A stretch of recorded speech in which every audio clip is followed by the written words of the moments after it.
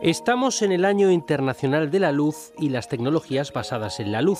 Dentro de las numerosas actividades que están dando a conocer a la sociedad su importancia, la UNED se ha sumado con una serie de programas. Hoy vamos a escuchar la cuarta entrega. Hablamos de la luz en la vida, en la biología.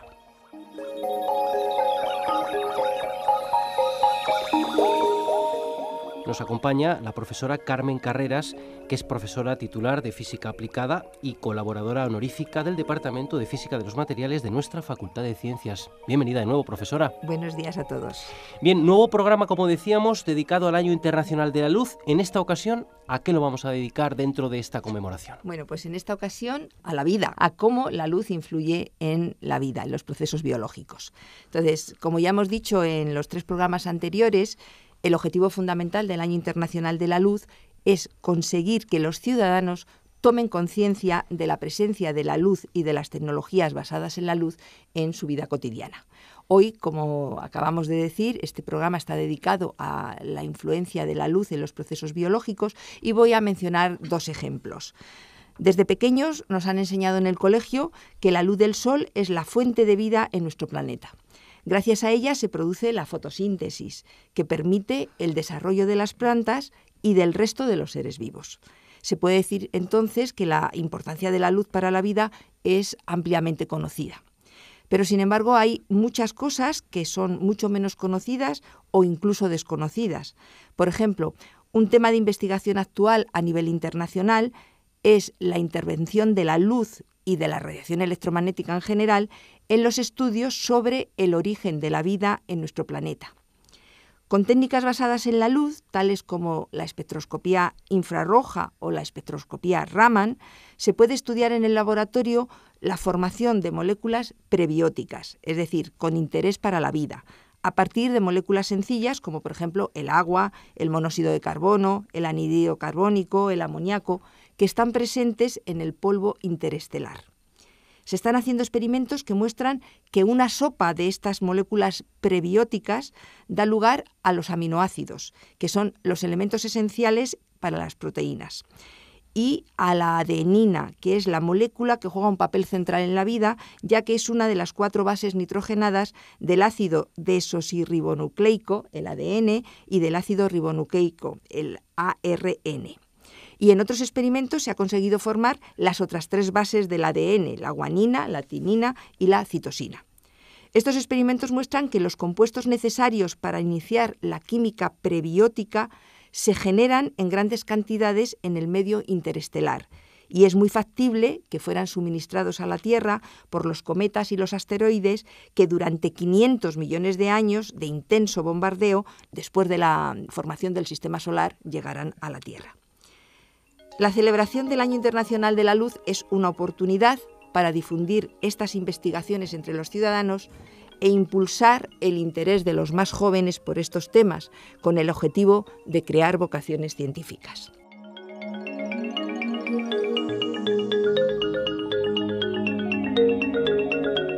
Para hablar hoy del apasionante tema de la luz en la vida, en la biología, tenemos a 4 invitados. En primer lugar, a Rosario Planello Carro, que es profesora contratada doctor en el Grupo de Biología y Toxicología Ambiental de la Facultad de Ciencias de la UNED, que nos va a hablar de la luz y la vida. Buenos días. Buenos días. A Verónica Labrador Cantarero, que es técnico superior en la Unidad de Microscopía e Imagen Dinámica del Centro Nacional de Investigaciones Cardiovasculares, que nos va a hablar de la luz y la microscopía óptica. Bienvenida. Gracias, buenos días. Lidia Daimiel Ruiz, investigadora junior de la Fundación INDEA Alimentación, que nos va a hablar cómo la luz controla nuestro ritmo biológico. Bienvenida. Gracias, buenos días. Y finalmente, Óscar Herrero Felipe, que es profesor ayudante doctor en el Grupo de Biología y Toxicología Ambiental de la Facultad de Ciencias de la UNED, que nos va a hablar sobre optogenética. Bienvenido, buenos días. Óscar. Pues cuando quieran. Bien, pues hechas las presentaciones, vamos ya rápidamente a desarrollar esa primera parte de nuestro programa. Rosario Planello nos va a hablar de la luz y la vida.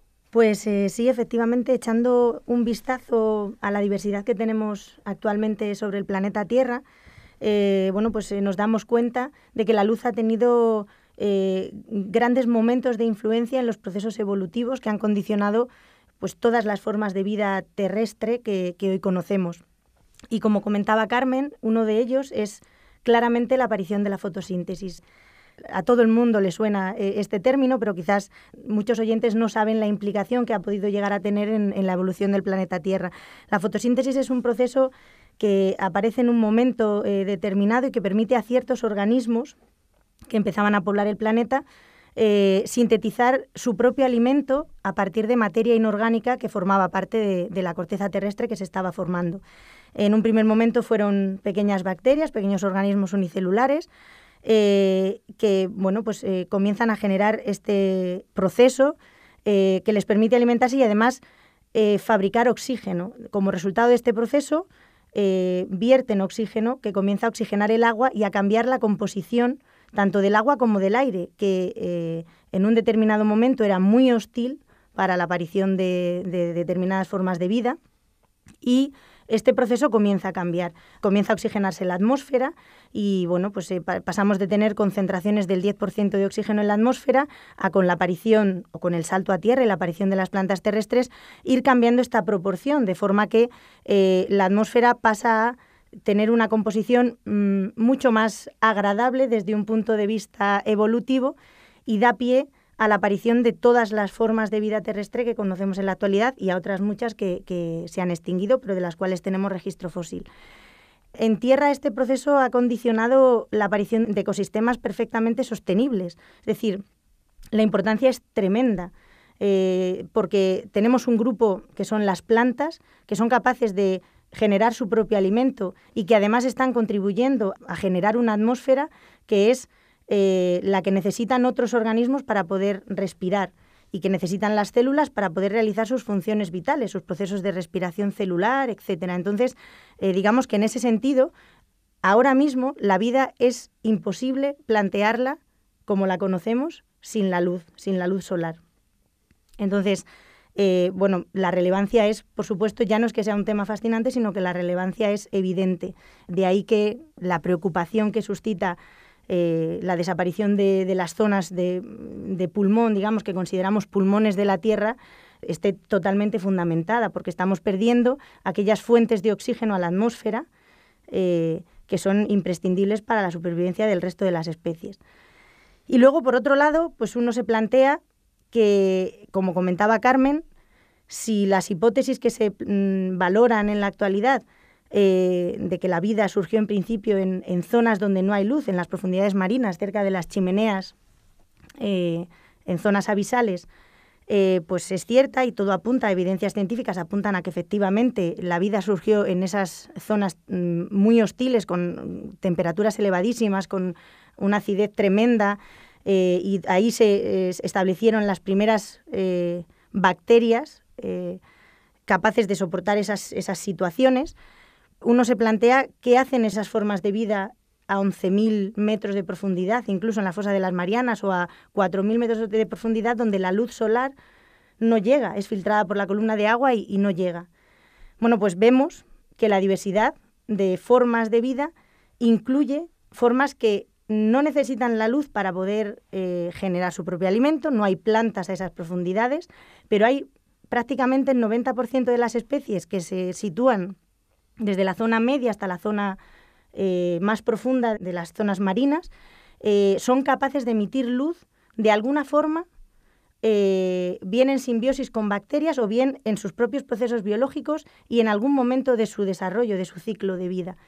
Y además controla procesos muy importantes para la supervivencia de esas especies. Estamos hablando de la bioluminiscencia como concepto general, es decir, cómo formas vivas son capaces de oxidar moléculas inorgánicas y en vez de generar en esas reacciones energía en forma de calor o energía en forma química, pues son capaces de emitir energía en forma de pulsos de luz, con bajo rendimiento energético, evidentemente, pero que les sirve para controlar procesos reproductivos, incluso procesos relacionados con la defensa contra predadores o incluso procesos para captar la atención de presas potenciales en sus procesos de alimentación. Por lo tanto, incluso en estos lugares, en estos nichos donde la luz solar no llega, la luz vuelve a jugar un papel fundamental en los procesos de supervivencia de estas especies. Te podría poner, pues miles de ejemplos,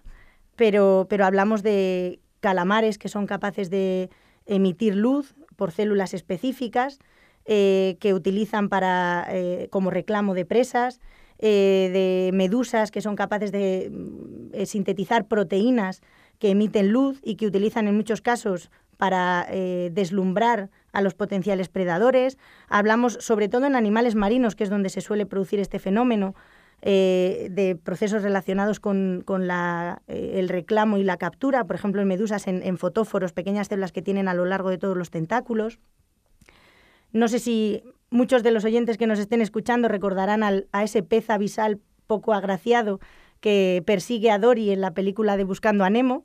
Pues ese tipo de peces disponen de un sistema de reclamo de presas que consiste pues, en una pequeña caña de pescar que surge desde en medio de los ojos y que al final tiene un dispositivo, un fotóforo, donde acumula bacterias en simbiosis que son capaces de producir luz. Y esa luz se controla para llamar a las presas y poderlas capturar. Es decir, los ejemplos son muy, muy numerosos, de lo más variados, y pues no dejan de ser fascinantes. En tierra tenemos menos ejemplos, pero todo el mundo conoce las luciérnagas. Y las luciérnagas son unos insectos que son capaces de emitir luz. La bioluminiscencia se basa en la oxidación de una proteína, que es la luciferina, y en este caso estos insectos la utilizan para llamar a las hembras o a los machos, para llamarse entre sí en las épocas de cría. Entonces, pequeños pulsos que además son, curiosamente, especie específicos, es decir, el refinamiento de estos procesos a veces es impresionante, porque los pulsos los emiten de forma que solo la especie concreta de luciérnaga es capaz de recibirlos y no se van a producir llamadas entre hembras de una especie y machos de otra especie. Por lo tanto, es una llamada especie específica que les sirve pues, para encontrar a sus parejas en las épocas reproductoras. La luz forma parte de la diversidad del planeta, como ves, no solo condicionando los procesos evolutivos, sino facilitando la supervivencia de centenares de especies, en especial en el medio marino, donde la luz no alcanza todas las profundidades.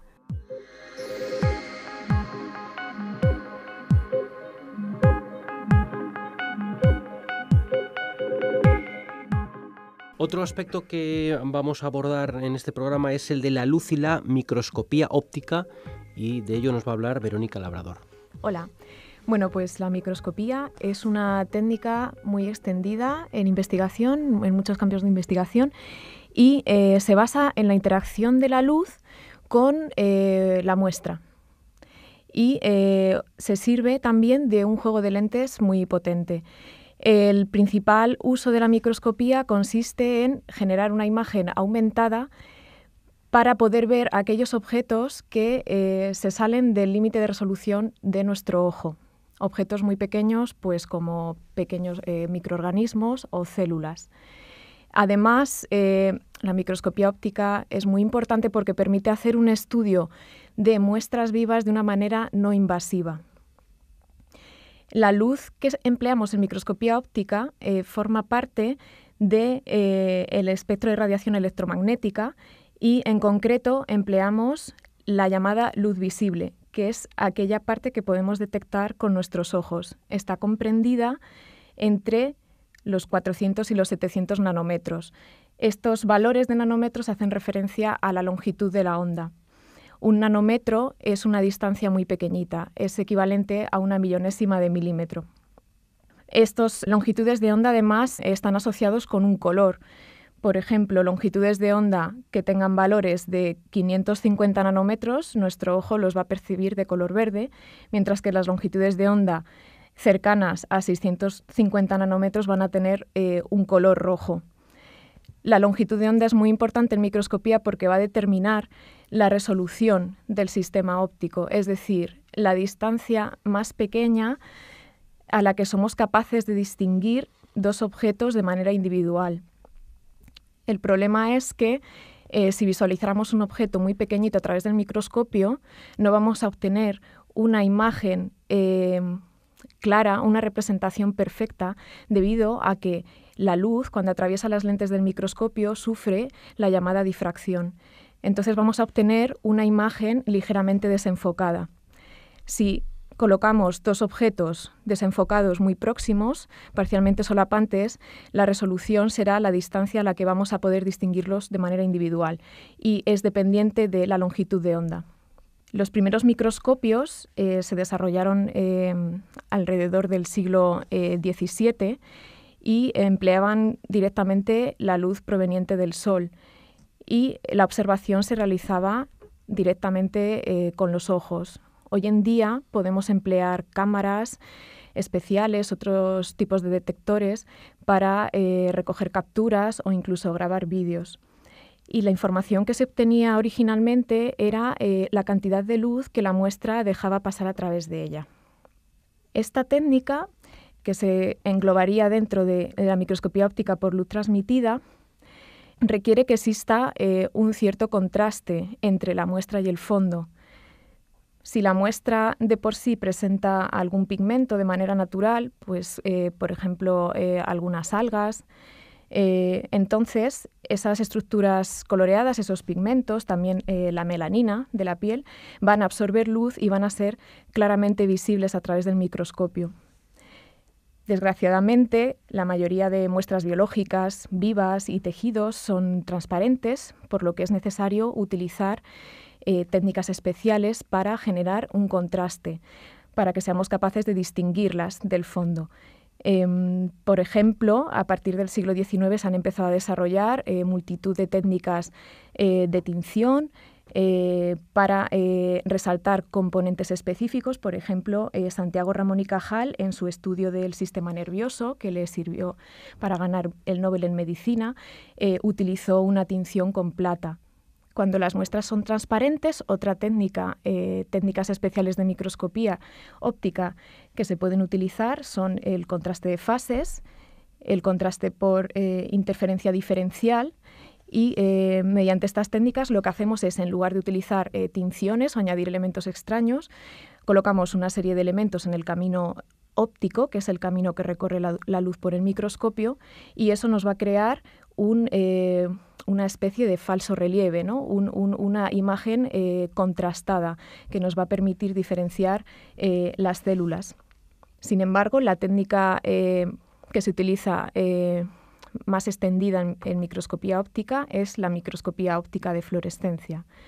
Mediante esta técnica nos aprovechamos de las capacidades que tienen ciertas moléculas, llamadas fluorocromos, de generar luz de un determinado color en presencia de luz. Por ejemplo, la clorofila presente en las plantas, que interviene en el proceso de la fotosíntesis que antes han estado comentando, cuando es iluminada con luz ultravioleta, produce luz de color rojo. Y otro ejemplo que podemos observar en nuestra vida cotidiana ocurre con la tónica. La tónica tiene un compuesto que es la quinina, que en presencia de luz ultravioleta emite luz azul. La técnica de microscopía óptica de fluorescencia supone una gran ventaja porque la muestra va a aparecer como una estructura de un color muy brillante sobre un fondo negro. Y, por otro lado, gracias al descubrimiento de la llamada proteína verde fluorescente en una medusa en los años 60, esta proteína verde fluorescente revolucionó el campo de la microscopía óptica, ya que podemos fusionar esta proteína a una proteína celular, de tal manera que nuestra proteína celular va a resaltar, va a brillar y podemos realizar seguimientos de estructuras, de orgánulos en tejidos, en organismos completos, realizando un marcaje muy específico.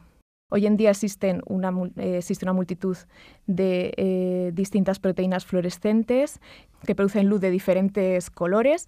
Aparte de la proteína verde fluorescente que absorbe luz azul y produce luz verde, podremos utilizar proteínas como la proteína tomato, o la proteína Venus, que produce luz de color amarillo. Y además también hemos generado proteínas que se fotoconvierten. Por ejemplo, la proteína KED, en presencia de luz ultravioleta, cambia de color y pasa de ser verde a roja, lo que nos permite hacer un seguimiento de determinadas células, ¿no? Seguir la migración en el proceso del desarrollo. Hay otras proteínas, como la proteína DROMPA, que se pueden encender o apagar cuando interaccionan con luz de un determinado color. Y, por último, también podemos utilizar anticuerpos, que son moléculas que generan las células del sistema inmune. Estos anticuerpos pueden acoplarse a moléculas fluorescentes. Los anticuerpos van a reconocer estructuras muy específicas. Por ejemplo, podemos crear un anticuerpo que reconozca material genético, un anticuerpo que reconozca algún orgánulo celular, como las mitocondrias, y mediante microscopía óptica de fluorescencia observar la localización específica de este anticuerpo e incluso hacer un seguimiento in vivo. Pero es importante tener en cuenta que la luz que empleamos en microscopía óptica puede tener efectos dañinos sobre la muestra, sobre todo cuando trabajamos con luz cercana al rango del ultravioleta. Es una luz muy energética y, por lo tanto, a veces se prefiere trabajar con luz cercana al rojo, al infrarrojo. Además, la luz infrarroja tiene otras características porque es capaz de viajar en más profundidad dentro de los tejidos y, por lo tanto, es la técnica que se utiliza para hacer estudios en organismos completos o en muestras de gran grosor.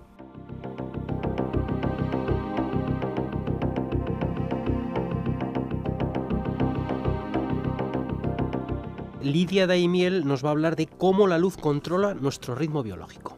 En este año de la luz, en el que hoy precisamente hablamos de cómo la luz modula la vida, y Rosario nos ha hablado de cómo ha hecho posible la vida y cómo la permite, pues hay un paso más, que además es cómo la regula, cómo la luz es capaz de regular la vida, con lo que llamamos los ritmos circadianos, ¿no? Sí que estamos acostumbrados, sí conocemos el término de ritmo biológico, que se aplica un poco más, pues quizás al aspecto más reproductivo, pero bueno, pensemos que hasta ahora todas las especies que se han estudiado presentan lo que se llama un ritmo circadiano, esto es, los procesos que se producen dentro del organismo, los procesos biológicos, los procesos celulares, no son constantes a lo largo del tiempo, sino que oscilan, y oscilan siguiendo un ciclo de 24 horas, de ahí que se llame circadiano, que significa alrededor de 24 horas.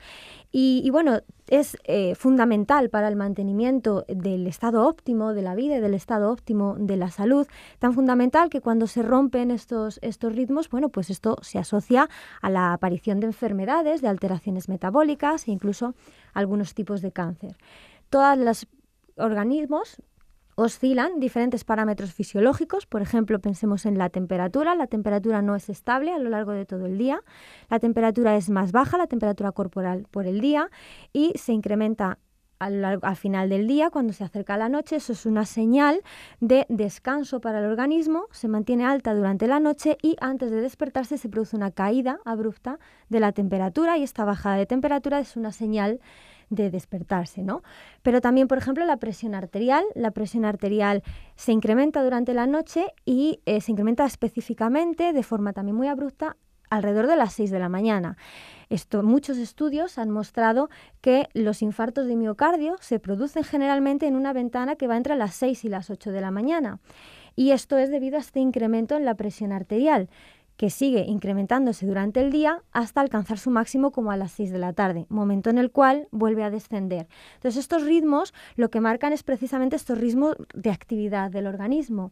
En el caso de la presión arterial, por ejemplo, es particularmente importante porque esto permite regular la farmacología, es decir, el momento más idóneo para aplicar un fármaco antihipertensivo, por ejemplo, y aumentar su eficacia. Pero no solo estos ciclos de actividad, sino también los ciclos, por ejemplo, de alimentación. Hay dos hormonas, que son la leptina y la grelina, que regulan la ingesta, regulan el apetito y la saciedad, y esas también cambian siguiendo un ciclo de 24 horas.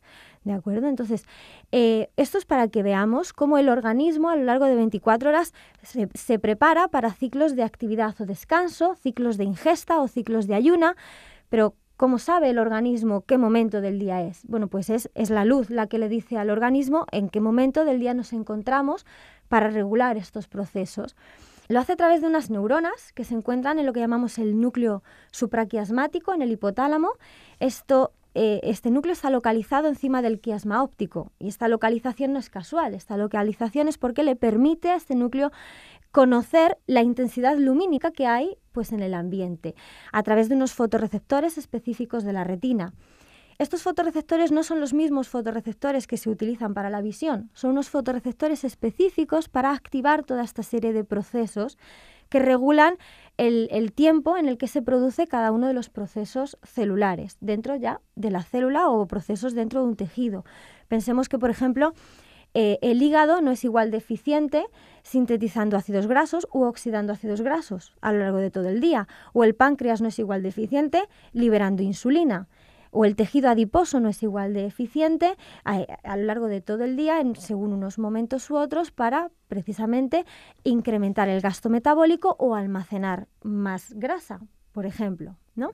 Entonces, es la retina, a través de estos fotorreceptores, la que manda la señal a este núcleo supraquiasmático, a estas neuronas, para decir en qué momento del día estamos. Y este núcleo supraquiasmático, que es lo que llamamos el reloj central, manda esta señal a toda una serie de relojes periféricos que se encuentran, pues eso, en el estómago, en el hígado, en el páncreas, en el tejido adiposo, en el músculo. Y aquí es donde en estos tejidos periféricos se regula esta actividad, ¿de acuerdo? Además, esto se hace por medio de lo que llamamos los genes reloj, ¿de acuerdo? Los genes reloj lo que hacen es modificar el programa genético de la célula, activar una serie de genes, inhibir otra serie de genes, que son los que van a poner en marcha todos estos procesos. ¿Cuándo tenemos que sintetizar ácidos grasos? ¿Cuándo tenemos que liberar insulina? ¿Cuándo tenemos que incrementar el gasto metabólico? Porque estamos en un periodo de actividad y por lo tanto el músculo requiere más energía y está en un proceso de gasto. Cuando, por ejemplo, cuando estamos en el momento de descanso durante la noche, pues no se activan estos procesos de gasto metabólico y se activan otro tipo de procesos más asociados a, por ejemplo, al almacenamiento de energía para un momento en el que no estamos de actividad, o en el caso de la alimentación, cuando se tiene que preparar el organismo para metabolizar toda esa ingesta energética, o cuando no estamos en periodo de ingesta, estamos en periodo de ayuno y por lo tanto el metabolismo pues, no tiene que ser tan activo. Entonces, estos genes, el principal gen es el que llamamos el gen clock, así de sencillo, del inglés reloj. ¿Por qué? Porque es un reloj molecular. Y se asocia a otro gen, B-1, y estos dos, formando un heterodímero, activan la expresión de toda una serie de genes, que además genes que se regulan a sí mismos en bucles de retroalimentación positiva y negativa. La existencia de estos bucles de retroalimentación es fundamental porque da cuenta de la necesidad de mantener este sistema tan estrictamente regulado, porque regula prácticamente todos los procesos celulares que se conocen están asociados a ritmos circadianos. Y esto es lo que hace que cuando se rompen estos ritmos se asocian a enfermedades. Por ejemplo, el ciclo celular, la forma en la que las células se reproducen, se dividen, también está regulado por estos ciclos, de manera que alteraciones en estos ciclos se han asociado a procesos tumorigénicos, de transformación tumoral de células. Pero también, como hemos dicho, pues la liberación de la insulina, el gasto energético de la célula, pues también están regulados. Genes que modulan, pues por ejemplo, la síntesis de glucosa, la síntesis de ácidos grasos, la oxidación de ácidos grasos. Estos genes se activan siguiendo estas formas circadianas, estos ciclos, de manera que cuando se desregulamos el metabolismo de la célula y eso hace que también alteraciones en este ritmo circadiano estén asociadas a enfermedades, a desórdenes metabólicos como la diabetes, el síndrome metabólico o la obesidad. Y el hecho de que la presión arterial también cambie siguiendo estos ritmos circadianos, pues hace que la ruptura de estos ritmos se asocie, pues, por ejemplo, con enfermedades cardiovasculares. Como hemos dicho, el infarto de miocardio, que es más común a primeras horas de la mañana. Es fundamental, por tanto, para el mantenimiento de la vida a nivel de procesos celulares, el regular estrictamente estos ciclos. ¿Y cómo los regulamos? A través de la luz. Cuando rompemos los ciclos naturales de luz-oscuridad, por ejemplo, con la luz artificial, especialmente la luz azul, está activando este núcleo supraquiasmático, le está haciendo creer al organismo que es de día. Entonces, claro, está poniendo en funcionamiento todos los procesos que se producen en periodos de actividad. Entonces, por ejemplo, en este caso, pues se sugiere efectivamente no romper estos ritmos de luz, estos ciclos de luz y oscuridad, pues reduciendo la intensidad, por ejemplo, de la luz artificial cuando es una noche natural, o utilizando luces, por ejemplo, evitando la luz azul para evitar que se activen estas neuronas, y de esta manera favorecer que nuestro ritmo esté sincronizado con el ritmo natural, que es el que proporciona la luz, porque esta desincronía puede estar asociada al desarrollo de estas enfermedades. Esto, por ejemplo, se ve mucho en trabajadores que trabajan a turnos, especialmente cuando estos turnos pues, implican el trabajo nocturno, o, por ejemplo, en casos de jet lag. En este tipo de estudios, con personas que trabajan a turnos o con personas que sufren jet lag, pues se ha visto como la ruptura de estos ritmos, principalmente los ciclos de sueño o la exposición a luz en periodos que deberían ser periodos de nocturnidad, está alterando todo este sistema, todo este tipo de procesos celulares que en definitiva pues están asociados a nuestra salud, no solo porque la luz ha permitido la vida, sino porque la luz ahora pues mantiene nuestro estado de salud con estos ritmos.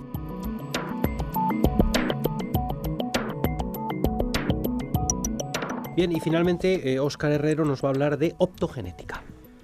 Sí, yo quería daros unas breves pinceladas sobre un conjunto de tecnologías que vienen cobrando auge en los últimos años y que están todas englobadas en un concepto que se le ha dado este nombre, optogenética. La optogenética es un conjunto de técnicas que permiten el control rápido y dirigido mediante luz de eventos específicos en sistemas biológicos, ya sean sistemas simples como son células o sistemas más complejos como pueden ser tejidos, órganos o incluso animales completos. Básicamente consiste en introducir en ciertas células genes exógenos, es decir, genes que de forma natural no estaban en esas células y que codifican para proteínas que son sensibles a la luz. De manera que estas proteínas, al recibir luz, funcionan como un interruptor y ejercen una acción. En función del tipo de experimentación que llevemos a cabo, pues la acción que nos interese. Las proteínas sensibles a la luz pueden ser naturales o sintéticas. Entre las naturales están las opsinas, que encontramos en células fotorreceptoras, como comentaba Lidia hace un momento, en la retina. Y nos permiten percibir la luz y el color al ser capaces de convertir esta luz en señales electroquímicas. Hay también un grupo de opsinas que se llaman melanopsinas, que están muy relacionadas con ritmos circadianos. También comentaba Lidia la importancia de estas opsinas. Estas proteínas son transmembrana, es decir, están intercaladas en la membrana de la neurona y van asociadas a un cromóforo, a una molécula que es capaz de excitarse mediante luz.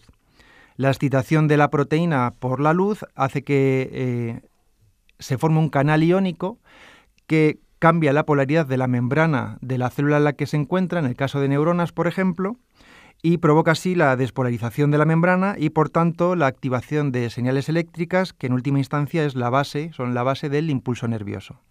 La posibilidad de usar luz como control selectivo de una actividad neuronal ya fue apuntada en 1999 por Francis Crick, el mismo investigador que fue galardonado en 1962 con el Nobel de Medicina junto a Watson y Wilkins por describir la estructura del ADN, pues ya en 1999 apuntaba que los métodos tradicionales para inducir una estimulación neuronal eran un poco groseros, puesto que se basaban normalmente en la aplicación de electrodos y los electrodos funcionaban pues muy a nivel general, era muy difícil focalizar el efecto de un electrodo sobre una o unas pocas neuronas.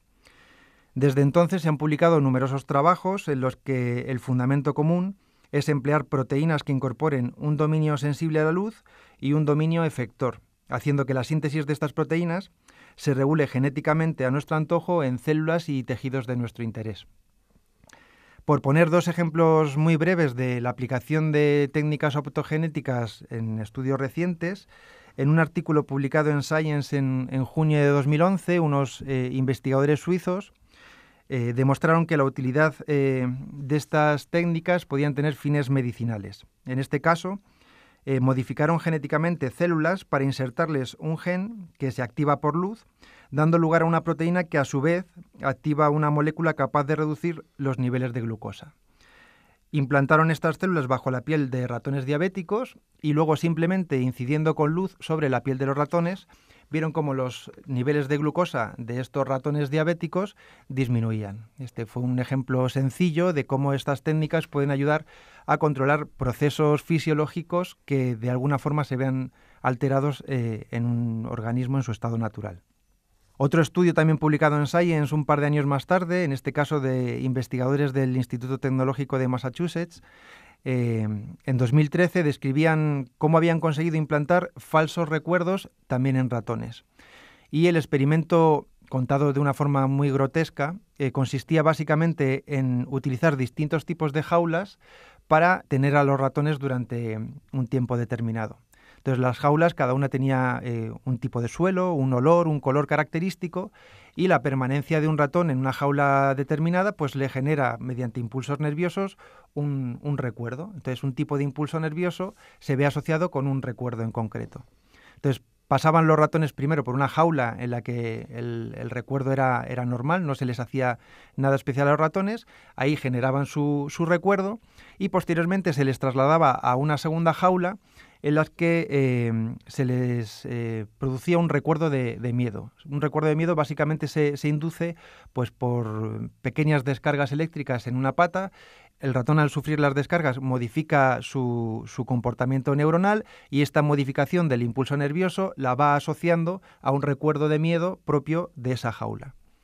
Posteriormente, una vez que el ratón ya tenía este recuerdo de miedo asociado a esta jaula, que además se había infligido este pequeño daño mientras las proteínas fotosensibles estaban en funcionamiento, se trasladaba al ratón a la jaula primera, en la que no había tenido ningún mal recuerdo, y activando de nuevo la misma proteína fotosensible, como condicionábamos de nuevo la respuesta sináptica de las neuronas, el ratón lo que tenía era un recuerdo de miedo donde en origen, en esa jaula, no había sufrido ningún daño. Por tanto, realmente el recuerdo era falso, no era un recuerdo propio de su estancia en esa jaula, sino era un recuerdo propio de otra estancia, gracias a que habíamos modificado el tipo de señal neuronal. Ha habido muchos más trabajos en los últimos tiempos acerca de aplicaciones de estas técnicas, y en definitiva el impacto de la optogenética reside en que es una herramienta muy útil para ahondar en la complejidad funcional de células y tejidos, ya que al poder controlar la producción de opsinas en tipos celulares concretos,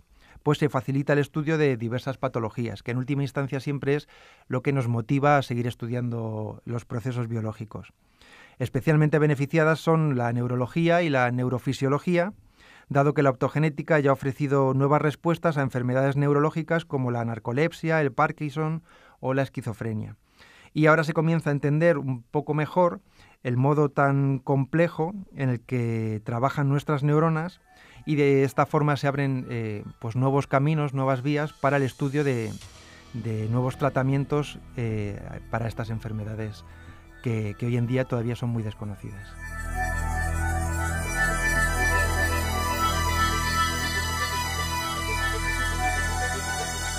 Bien, pues profesora Carreras, tenemos que concluir ya, y creo que quizá haciendo un pequeño recordatorio sobre algunas direcciones de interés donde podemos informarnos.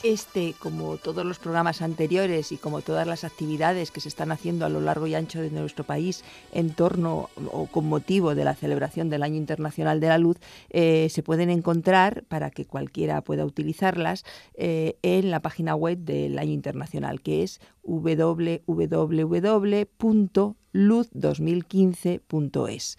Entonces, hay mucho material que puede ser incluso utilizado por profesores en las aulas, tanto de la universidad como de secundaria o de primaria. Y aconsejo a todos nuestros oyentes que tengan interés en escuchar conferencias, ver presentaciones o volver a repetir este programa de radio. Bien, pues hasta aquí hemos llegado. Muchas gracias. Gracias. Gracias.